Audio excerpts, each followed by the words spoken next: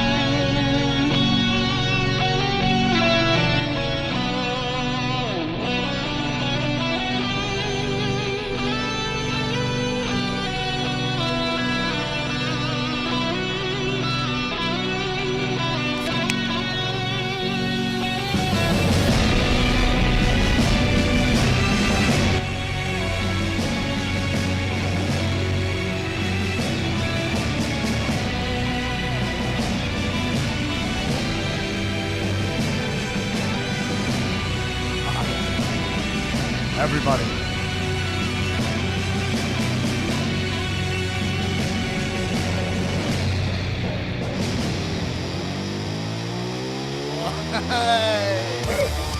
Welcome everybody to the Winter War Games extravaganza, baby. The only thing left of Dean Ambrose is that sound drop here on the Cow Pod. It still gets me revved up, right? It's still pretty fucking, you know, it's like, everybody, 5 for 10. All right, yeah, I don't know. It sounds like you're announcing like a deal in a grocery store or something. We're here after war games. Everybody in the store, listen up. Buy one, get one free on Scott paper towels. Yeah. And bananas for the price of 6. Welcome to the Comedians of Wrestling Podcast. We are here post-War Games.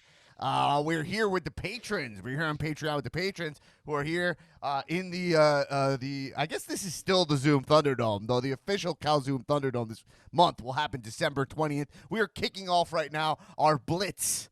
I rested all day. I am on right now what many would call, and many are calling, the vampire sleep schedule, where I sleep all day and get ready to wall games at night, podcast and watch wrestling. If you don't know what I'm talking about, then get with the prog, my man.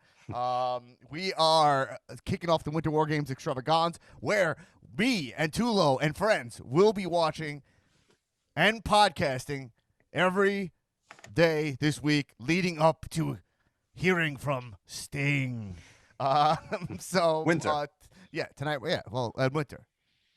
Saint Nick Sting, as I'm calling him, or Justice Sting, as he wants to be called. I think based on the snapback hat that I bought. Live on the last episode. Yeah.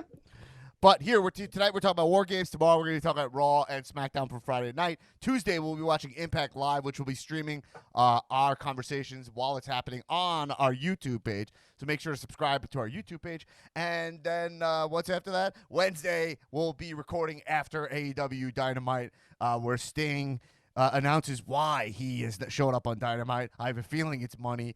But we'll see what he says. We'll see what wrestling justification he says. So we're here with the patrons, but some of our regulars. Tulo, the supermarket, the Marketect, in the house with his gorgeous new studio. Hi, welcome. My name is Tiptoe with Tulo, at Tiptoe with Tulo on Twitter. I hope you can follow me and follow along on this beautiful studio that I'm in now. I mean, look at this. It looks great. I talked you into it on a whim. You went to the Micro Center and you bought the whole store. The whole thing. I went in thinking I was gonna get like a nice microphone, and I bought a PC, a webcam, a microphone. I turned my second bedroom into a studio because I am addicted to talking about wrestling on this podcast. Yeah, that's right. And that's correct. And also, as always, he's a nasty boy. Nasty Newman Hagen in the house. What up, the nasty one? Welcome to How About It Tentry, bitch. Wow. How about a tentry? How About It Tentry. I portmanteaued it. Made it easier to say. And everyone, I'd like to, even though this is his second episode, but let's just give props to the smooth operator, Phil Pasapani, behind the scenes. What up? Our new tech. Welcome to the show. No need to ask, these Phil Pesapani making the show. We're gonna have to change that so we don't get sued. But for that time, we'll just play the real song. It would be an honor to be sued by Sade. Sade? What do you think going to court Tony with Sade Sade? looks like? You gotta like dance into court. It's not really. It's more of like a Broadway scene. I feel like everyone's fucking making out. The bailiffs making out with the stenographer. Just to let you know, I may be in the new studio, but I still go off cam to do some things, you know. Yeah, that's what I was hoping to avoid with you getting a studio, but of course the professionalism on this podcast is true to floor. Floor games. But anyway, we're coming off talking about war games. We got a lot of wrestling, so we'll try to be hyper focused on it. Listen, here I'm gonna kick this show off here. By the way, listen, we did a little Friday night podcast. I was drinking White Claws. I went off on NXT on Friday, and some people dug what I had to say, and then I heard there was some backlash. Some people were offended. Specifically in the chat, Susan Lloyd is here. I heard she was not pleased with my calling out of NXT, so which is noted. But I would like to say, so the way I'm going to kick this off, I'm going to defer because I've said a lot about NXT, and I saw the show. We heard a lot from me. I'm going to defer to Tulo and Newman first, and then we'll go to everybody else. We'll come to me maybe last or throughout. Tulo, Newman, would you decide which one of you guys first? What did you think of tonight's War Games, which just ended? I would like to defer to Newman because Newman loves war games more than anything in the whole entire world, so I want to hear what he has to say first. Correct. Okay. All right. Yeah. I mean, from the perspective of these are huge men, the Which men's is always war the games lens match, we operate through, right? right? That's True. Yeah. right, You have to right. kind of assume that the filter through which I'm speaking at all times is that these are in fact huge men. Right. And the men's war game match was great. I think my first hot take of the evening is going to be that Pat Whoa. McAfee is as good as Bobby the Brain Heenan at being a piece of shit heel. That's my first hot take of the night. And I don't care if you agree with me or not. The women's war games match was incredible. Io Shirai. And look, at the risk of being swampy, Io Shirai? Io, whatever.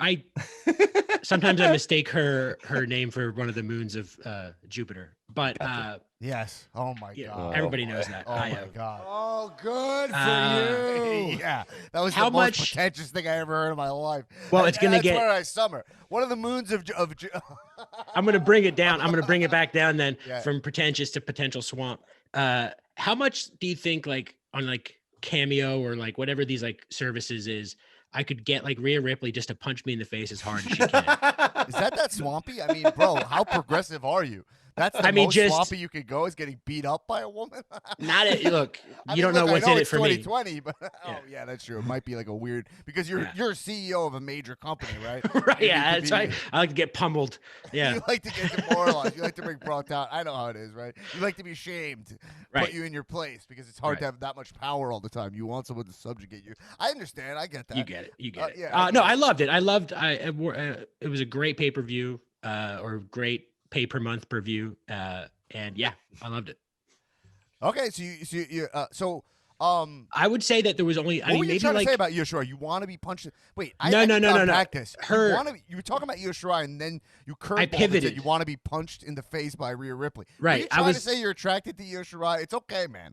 It's all no. right. I mean, I have no qualms about saying that I am. My point was that okay. I was about to say how awesome that like Niagara Falls trash can spot was, Oh my Uh, god. and then I immediately just pivoted into getting punched in the face by Rhea Ripley. Now you just said something else. I would like to. So why did you call it that? Is it called? How'd you? No, it's what's just that? like, people put like themselves in a barrel and then jump off Oh into yeah, that's a Niagara great Falls. call. Yeah, because in Niagara Falls, people go in the barrel and then they Yeah, go yeah. over the falls. My Yeah. brain just honestly, I don't know if you saw that live, but I think my brain just exploded live on cam there. I was like, whoa. That was Yeah. Niagara Falls.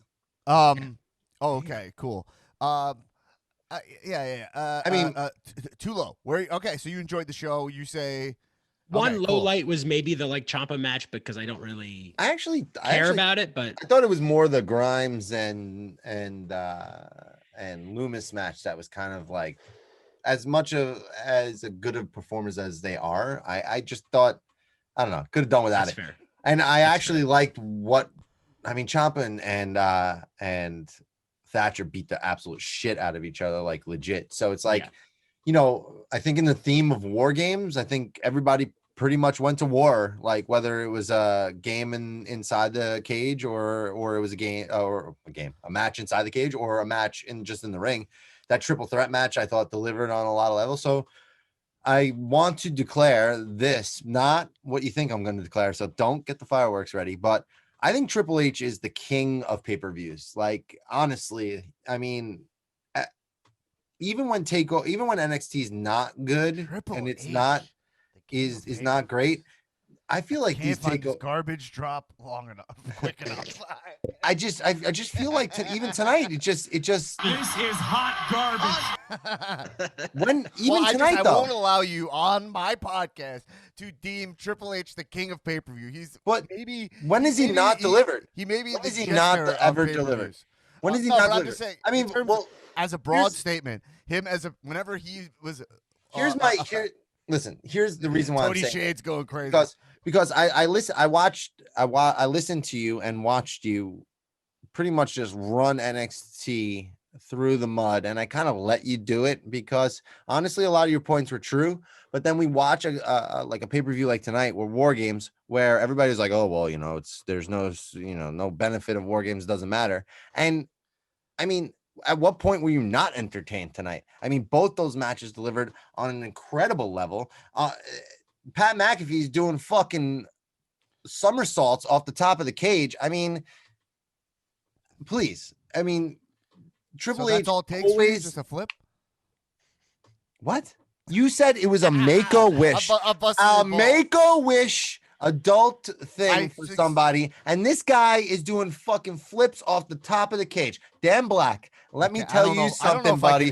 You may be doing 335 4 times in the gym, but you ain't doing fucking somersaults off the top of the fucking cage onto fucking 6, 7 other dudes that are there to catch you. All right, I gotta say this because you just disparaged my name to such a high degree. I honestly, it's my dogs are here and they're offended, but I would like to say that I would do anything McAfee did in the ring tonight. Okay, now that's not a discredit to Pat McAfee. He's a super athletic guy. He played in the NFL. I've never even been to an NFL game by choice. I just want to say I don't like being cold, and I don't like you guys know the deal. Sports aren't exactly my thing, so I can pay $400. Yeah, it's like $500 a ticket to watch something I don't care about. I'm not doing that. I need to save it up to go to WrestleMania unnecessarily every year. What flavor? This is a Kona Island seltzer. Oh my god, what's that? The bargain bin? Starfruit lime. Let me tell you something. Fruit. If you've never had these before, these are the best seltzers in the game. Try them out. They're alcoholic. It's the best seltzer you've ever had, but you don't know the name of it. While you're holding the can. You think you know me? Yeah. All right. So here's the thing. Okay, we'll get into it. But I'm saying is that anything Pat McAfee. I mean, the adrenaline. If you put me in a War Games match, I will do anything. I'll be like, listen, guys, I'm looking to jump off the roof into the ring. Whatever you guys want, I will die in here because of the honor of being allowed to be in it. So, I mean, I think that goes for most people who have that, whatever that is in their brain, where they're like, I got to be a part of this. They're going to want to fit in, and they're going to do whatever it takes, So I give him credit for that. But, yeah, okay. Look, all right. Tulo, any other points? I said I would let you guys get your points out. So I just don't see how you can watch tonight and just not have a good time and not. I did have a good time. Yeah, and so I did have a good time. and enjoy what it was like. All right, I'm going to defer to you guys. And you said war, but the thing is that you said War Games. You said War Games is War Games, and like it's a snoring. You don't like it. You never liked it. You said this. These are your words. That's crazy. So, and on the other hand, I got Newman over here who loves War Games. He bought a T-shirt that says War Games with the whole thing on it. So I just feel like you went above and beyond to run NXT through the mud this week. And I think you should apologize because I think tonight was really amazing. And I think everything you said was bad about NXT. All right. Tulo, fine. That'll be the thesis of the episode. Fine. By the end of this episode, we'll decide if I should apologize to the corporation of WWE. No, me. The parent company And of Susan. the shell company NXT, which is a tax saving scam.